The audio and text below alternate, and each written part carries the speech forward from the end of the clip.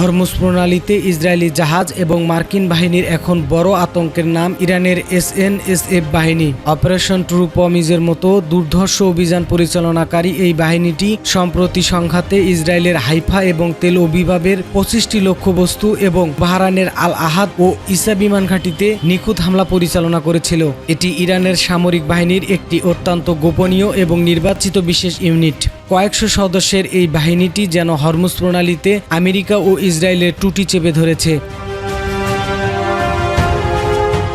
দর্শক, আপনাদের মধ্যে যারা বিশ্ব রাজনীতি এবং সামরিক খবরাখবর রাখেন তারা নিশ্চয়ই ইরানের গ্রিন বেটের শব্দটির সাথে পরিচিত।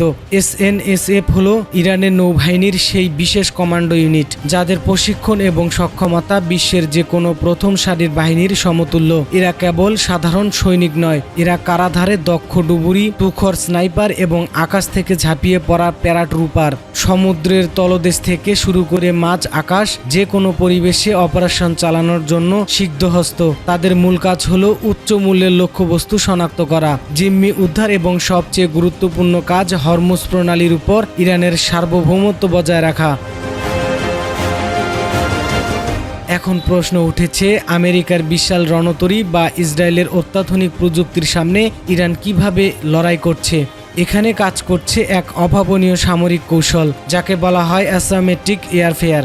SNSF বাহিনী বড় কোনো যুদ্ধজাহাজের উপর নির্ভর না করে ব্যবহার করে শত শত দ্রুতগামী স্পিডবোট, যাকে দ্রুত এবং ছোট যে রাডারে এদের শনাক্ত করা ভারী কমান্ড দিয়ে লক্ষ্যবস্তু বানানো অসম্ভব। অথচ প্রতিটি বোট থেকে ছোড়া যায় বিধ্বংসী ক্ষেপণাস্ত্র এবং ড্রোন। IRGCর নৌবাহিনীর কমান্ডার আলীরেজা তানঘিরিসি স্পষ্ট বার্তা দিয়েছেন, মার্কিন প্রশাসন বা ইসরায়েলের সাথে সংশ্লিষ্ট কোনো জাহাজ যদি নিয়ম ভঙ্গ করে তবে এই প্রণালী তাদের জন্য একটি মারাত্মক ঘূর্ণিপাকে পরিণত হবে।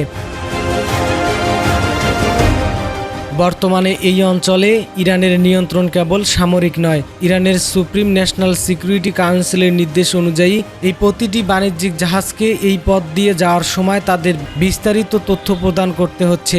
এমনকি নিরাপদে চলাচলের জন্য নির্দিষ্ট নিয়মাবলী এবং ফি নির্ধারণেরও পরিচালনা করছে তেহরান। মার্কিন প্রশাসনের পক্ষ থেকে ইরানের উপর ক্রমাগত চাপের জবাবে এটি ইরানের একটি পাল্টা অর্থনৈতিক এবং কৌশলগত চাল। এর ফলে আন্তর্জাতিক শিপিং কোম্পানিগুলো এখন যে কোনো ধরনের পদক্ষেপ নেওয়ার আগে দুবার ভাববে।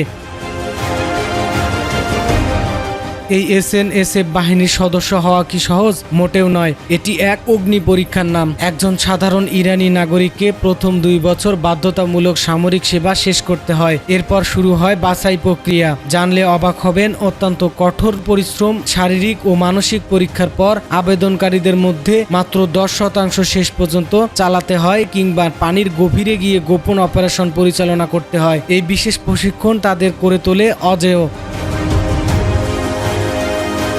হরমুজ প্রণালী দিয়ে প্রতিদিন বিশ্বের মোট তেল সরবরাহের 1/3 যাতায়াত করে, আর সেই পথের চাবিকাঠি এখন SNSF এর হাতে। মার্কিন প্রশাসনের কঠোর অবস্থান এবং ট্রাম্প প্রশাসনের সময় থেকে শুরু হওয়া সেই চাপ বনাম পাল্টা চাপের কৌশল এখন চরম সীমায় পৌঁছেছে। এই সংকটের সমাধান হিসেবে কি কূটনৈতিক টেবিলে হবে, নাকি সমুদ্রের নীল জল লাল হবে কোনো বড় সংঘাতের রক্তে?